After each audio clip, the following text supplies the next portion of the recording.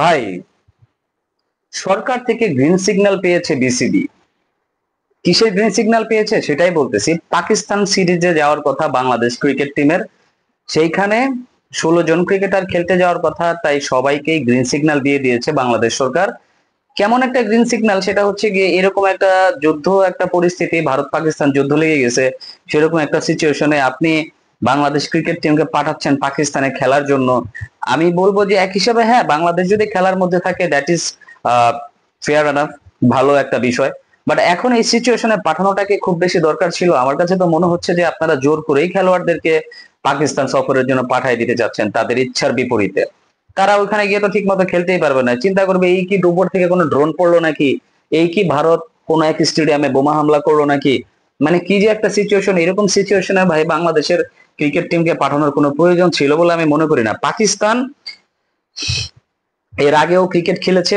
পাকিস্তানে যখন ক্রিকেট নিষিদ্ধ ঘোষণা করেছিল আইসিসি, তখনও পাকিস্তান ক্রিকেট খেলেছে, দুবাইতে খেলেছে, তারা মাঠ ভাড়া করে নিয়ে দুবাইতে খেলেছে। তো সেইখানটাতে বাংলাদেশের সাথে এখন খেলা চলবে, সেখানে বাংলাদেশকে অন্য কোনো একটা দেশে নিয়ে যদি তারা খেলাতে নাই পারে, তাহলে সেই ক্ষেত্রে তো আমার তো এত ঠেকা পড়ে নাই আমি বা পাকিস্তান গিয়ে এখন এরকম একটা সিচুয়েশনে খেলবো। যুদ্ধ করতেছে ওইখানে ভারত আর পাকিস্তান, তো ভারত আর পাকিস্তানের যুদ্ধে নিজেদেরকে জড়ায় লাভ কি ভাই?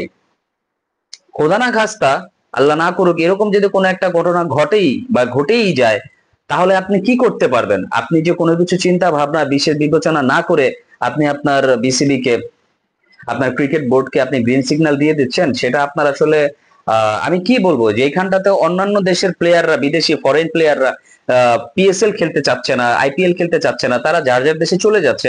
আর এরকম একটা হরেবল সিচুয়েশনে আপনি আপনার দেশের প্লেয়ারদেরকে এরকম একটা বিপদগ্রস্ত একটা সিচুয়েশনে ফেলছেন না।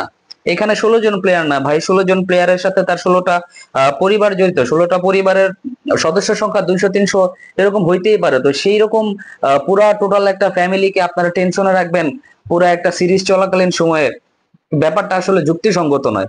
অনেক কিছু ঘটতেই পারে কিংবা নাই ঘটতেই পারে, বাট সেরকম একটা সিচুয়েশনে আপনি আপনার দেশের ন্যাশনাল টিমকে অ্যাটলিস্ট আপনি পাঠাইতে পারেন না।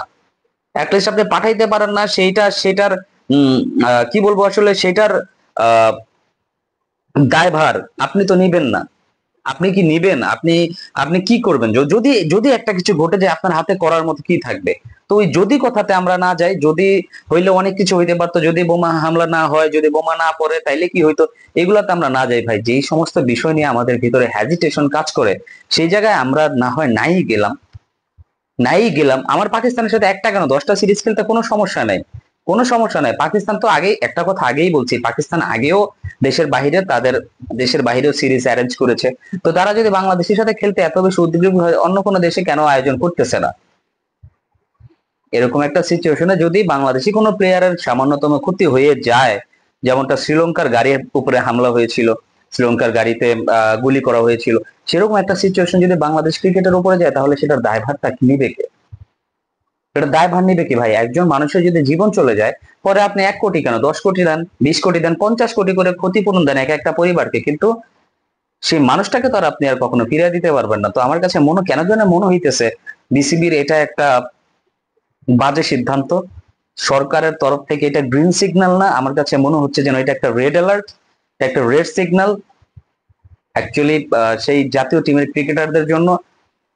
আমি জানি না দর্শক, আপনারা কি মনে করেন যে এই সিচুয়েশনে বাংলাদেশের জাতীয় ক্রিকেট টিমকে কি পাকিস্তান পাঠানোটা বুদ্ধিমত্তার পরিচয় দিচ্ছে বিসিবি তথা বাংলাদেশ সরকার?